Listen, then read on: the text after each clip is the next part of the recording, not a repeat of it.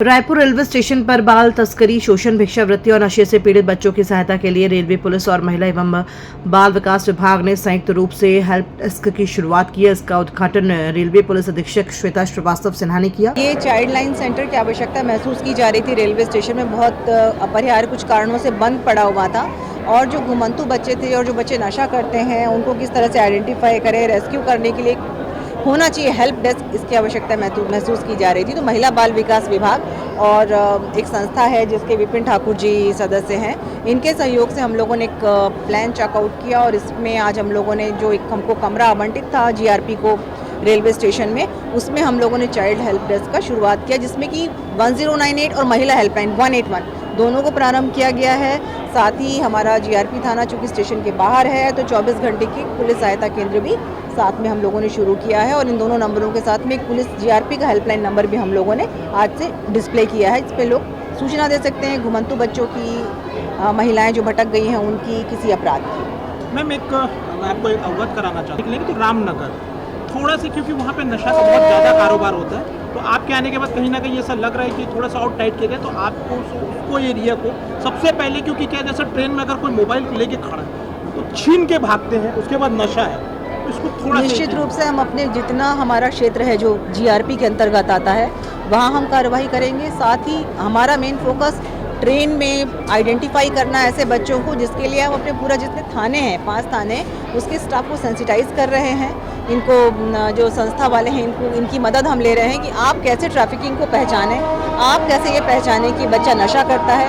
आप पहले पहचान पाएंगे तभी आप उनकी मदद कर पाएंगे। तो निश्चित ही एक शुरुआत है और हम उम्मीद करते हैं कि जन सहयोग से हम इस काम को करने में सफल होंगे। मैडम मेरा एक सवाल है मैम, ये बाल विकास विभाग के द्वारा जो है चाइल्ड लाइन जो है वो शुरू किया गया है। ये प्रोजेक्ट जो है भारत सरकार के द्वारा संचालित है। इस योजना के अंतर्गत जो है जैसे कि आपको पता है कि 1098 ये टोल फ्री नंबर है हमारा।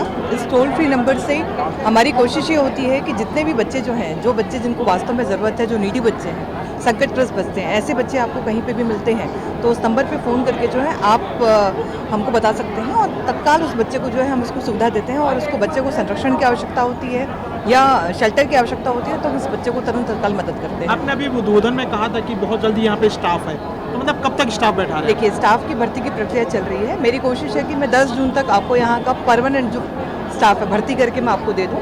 क्योंकि भर्ती की प्रक्रिया में आवेदन बहुत ज़्यादा थे तो सब अभी प्रक्रिया चल रही है मेरी। 10 जून तक आपको नियुक्ति आदेश जारी करके स्टाफ बैठ जाएगा। अभी टेम्प्रेरी तौर पे जो मेरा जो जिले का जो चाइल्ड लाइन का स्टाफ है वो यहाँ आकर के बैठेगा। मेरा एक चाइल्ड लाइन का कंट्रोल रूम भी है जो कि शालन वहाँ पे है, शंकर नगर पे आपको मिलेगा मेरा चाइल्ड लाइन का कंट्रोल रूम। वहाँ पे भी मेरे स्टाफ है कंट्रोल रूम में, और उसके अतिरिक्त जिले का जो स्टाफ है वहाँ पे जिला चाइल्ड लाइन का, वो भी यहाँ आकर के बैठेगा। तो वो 3 स्टाफ रेगुलर बैठेंगे जब तक यहाँ की भर्ती ना हो जाए तब। पूर्व विधायक विकास उपाध्याय के नेतृत्व में कांग्रेस जनों ने कुम्हारी टोल प्लाजा को बंद करने की मांग को लेकर आज सुबह 11 बजे से हस्ताक्षर अभियान चलाया। कांग्रेस ने इसे अवैध टोल वसूली बताते हुए जनता से समर्थन जुटाया। उपाध्याय ने फ्री एंट्री वाले रास्ते पर लगे स्कैनिंग कैमरे को काले पेंट से पोत दिया। आरोप लगाते हुए कहा कि इससे वीआईपी वाहनों से फास्ट ट्रैक के जरिए पैसा काटा जा रहा है। कांग्रेस ने एनएचएआई अधिकारियों, परिवहन मंत्री और भाजपा सांसदों को पत्र भी भेजे हैं। अभियान में बड़ी संख्या में कांग्रेस जन शामिल हुए। लगातार कुम्हारी टोल प्लाजा से अवैध वसूली करने का काम ठेकेदार के द्वारा, एनएचएआई के द्वारा और केंद्रीय सड़क विभाग के द्वारा लिया जा रहा है।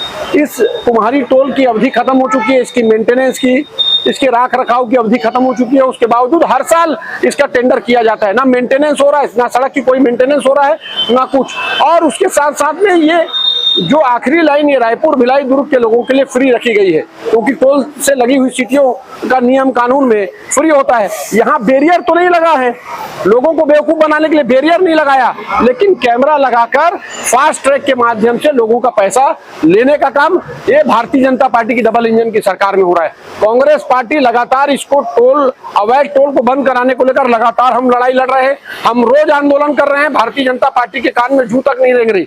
60 केंद्र सरकार का नोटिफिकेशन है, 60 किलोमीटर के दायरे में टोल की दूरी होना चाहिए, लेकिन 60 किलोमीटर के अंदर 3 टोल है। भारतीय जनता पार्टी अवैध तरीके से जनता की गाढ़ी कमाई का पैसा वसूलने का काम कर रही है, जिसको लेकर हम लोगों ने आंदोलन किया।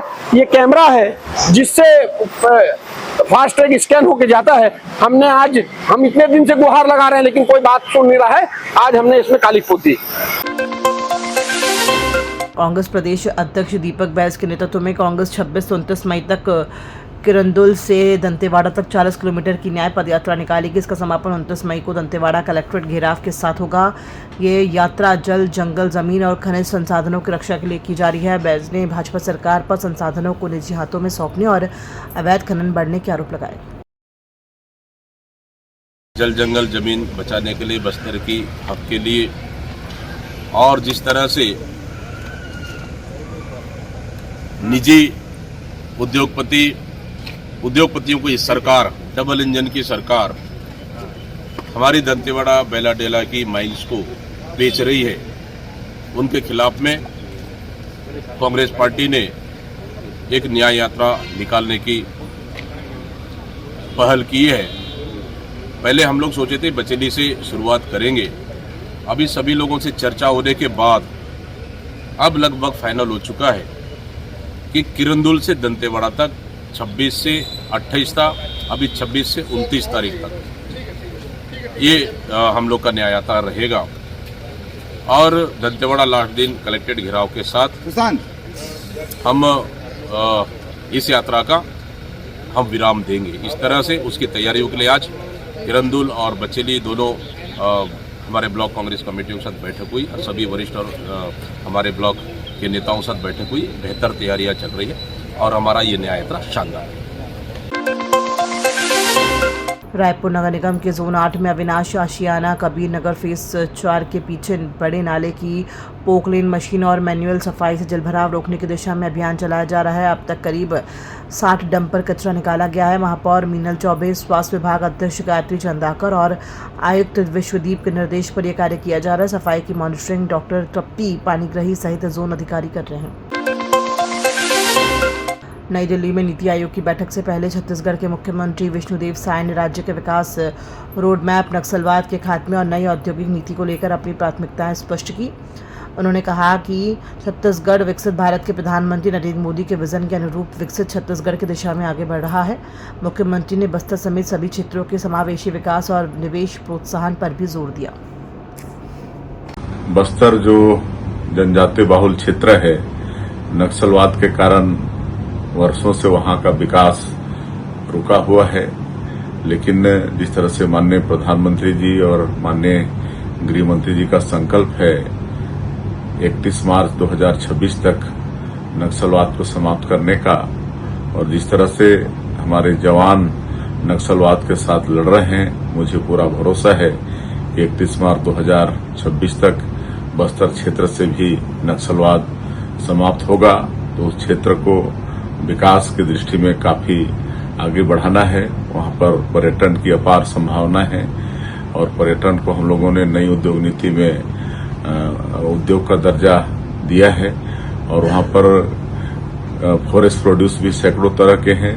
तो फॉरेस्ट प्रोड्यूस का वैल्यू एडिशन करके वहां के लोगों को आर्थिक रूप से सशक्त करने का काम करेंगे। कृषि की भी वहां पर अपार संभावना है। वहां की मिट्टी उर्वरा शक्ति से भरपूर है, मेहनतकश किसान हैं। हम लोग वहां पर खेतों में पानी पहुंचाएंगे और कृषि को आगे बढ़ाएंगे। एक होम स्टे पर्यटन के क्षेत्र में है, उसको भी हम लोग नई उद्योग नीति के माध्यम से आगे बढ़ाएंगे। उसमें भी लोगों को निजी रूप से फायदा होगा।